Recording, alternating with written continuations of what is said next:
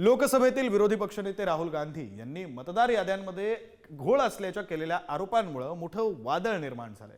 राहुल गांधी यांच्या आरोपांनंतर देशात ठिकठिकाणी मतदार याद्यांमध्ये घोटाळा झाल्याचे आरोप आणि दावे केले जात आहेत। अशात चंद्रपूर, संभाजीनगर आणि पालघर या जिल्ह्यांमधून मतदार याद्यांबाबत धक्कादायक प्रकार समोर आलाय। बघूयात याच संदर्भातला हा स्पेशल रिपोर्ट।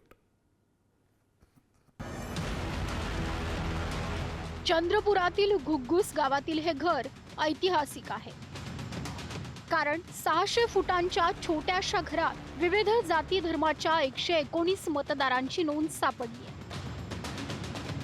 आयोगाच्या यादीनुसार काँग्रेसच्या स्थानिक पदाधिकाऱ्यांनी तपासणी केली असता हा घोटाळा समोर आलाय। सध्या बंद स्थितीत असलेल्या या घरात 119 मतदारांची नोंद सापडल्यानं घर मालकही चकित झाले। हे कोण लोक आहेत, त्यांची नोंदणी कुणी केली, की ते बोगस मतदार आहेत, असे अनेक प्रश्न या निमित्तानं उपस्थित झाले। कहीं ना कहीं इलेक्शन कमीशन भाजपा का फेवर में काम कर रहा है, इसीलिए कांग्रेस कल प्रेस कॉन्फ्रेंस लेके उजागर किया।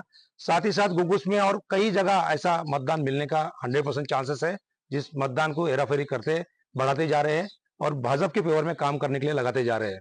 इसीलिए मैं कांग्रेस तरफ से विनंती करता हूं कि उनके ऊपर देशद्रोही की गुन्हा दाखल होना चाहिए। ते 19 मतदार यादीमध्ये नाव आहे, ते मला ह्या 2 दिवस झाले माहित पडलं। जसं यांनी चौकशी केली, यांच्याकडून मला माहिती झालं की माझ्या घर क्रमांक 350 वर 119 नावं चढलेले आहे माझ्या घर क्रमांकाच्या नावावर।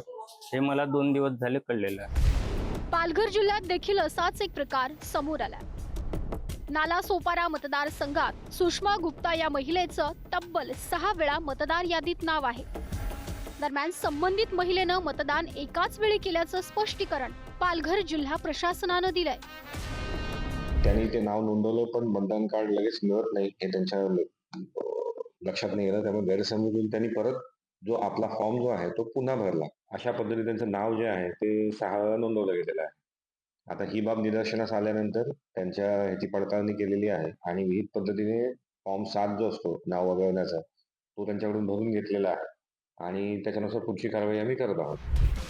संभाजीनगर जिल्ह्यातील स्थानिक स्वराज्य संस्थांच्या निवडणुकीसाठी जाहीर झालेल्या यादीतही घोळ झालाय। पैठणमध्ये तब्बल 2698 मतदारांची नावं 2 ठिकाणी नोंदवल्याचा प्रकार समोर आलाय। पैठण नगर परिषद हद्दीत सध्या 35,722 मतदार, शहरातील 2,698 तर पैठण तालुक्यातील 23,122 मतदारांचा समावेश। यातील 2,698 मतदारांची दुबार नोंदणी। मी पैठण शहराची पूर्ण यादी चाळली आणि त्यामध्ये मला 2,698 मतदान डबल आढळून आले। ते म्हणजे शहरात आहेत आणि ग्रामीण भागामध्ये तालुक्याचे आहे। हे दोन्ही येथील मतदान असल्यामुळे मी माननीय तहसीलदार मॅडम यांच्याकडे, पैठण यांच्याकडे तक्रार दाखल केली। दुबार यादीमध्ये नाव आहेत असं त्यांनी दिलेले पुराव्यानिशी 330 लोकांचं आम्ही BLO कडून फील्ड व्हेरिफिकेशन केलेलं आहे। फील्ड व्हेरिफिकेशनच्या नंतर मग त्यांचा रिपोर्ट आल्याच्या नंतर आम्ही त्यांना प्रत्येक मतदारांना आम्ही नोटीस पाठवून सुनावणी घेऊन एका ठिकाणी कुठे ठेवायचं आहे त्यानुसार आम्ही त्यांची सुनावणी घेऊन निर्णय घेण्यात येईल। कर्नाटकप्रमाणे महाराष्ट्रातही मतदार यादीतील घोळ समोर आल्यानं खळबळ उडाली आहे। त्यामुळे यावरून आता राजकीय आरोप प्रत्यारोप सुरू झालेत। मी पहिल्या दिवसापासून सांगतो की राज्यामध्ये घोळ आहेच,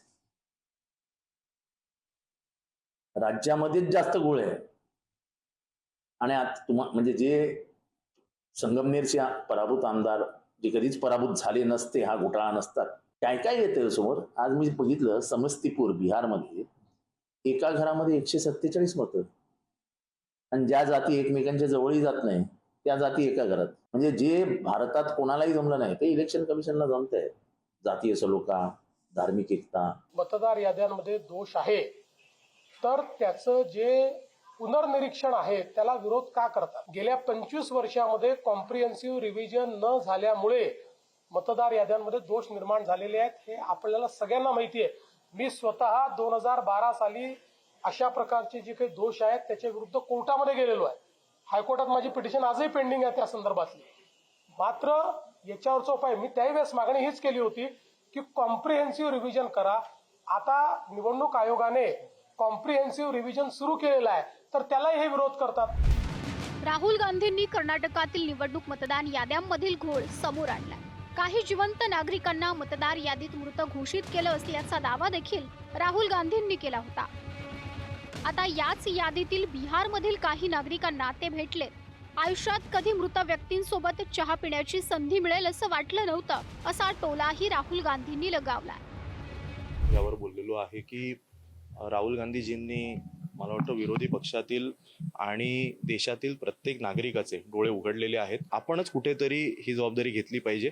मी ज्या मतदारसंघाचं नेतृत्व करतो त्या मतदारसंघातील सुद्धा मतदार याद्या पडताळणी करायचं काम हे आम्ही सुरू केलेलं आहे. हे प्रत्येकाने केलं पाहिजे. काल राहुल गांधीजी काही अशा लोकांना भेटले की ज्यांना मृत घोषित करून टाकलेले आहे. त्यामुळे हा जो काही घोळ आहे हा सगळा वोट चोरी करून भाजप कुठेतरी सत्तेत येण्याचा प्रयत्न करते का हे सुद्धा आता जनतेसमोर आणण्याचं आमचं काम. मतदार यादीमध्ये दुबार नावं, मतदार यादीमध्ये चुकीची नावं ही काढण्याची प्रोसिजर असते, पण काही लोकांना मतदार यादीच माहिती नाही हो.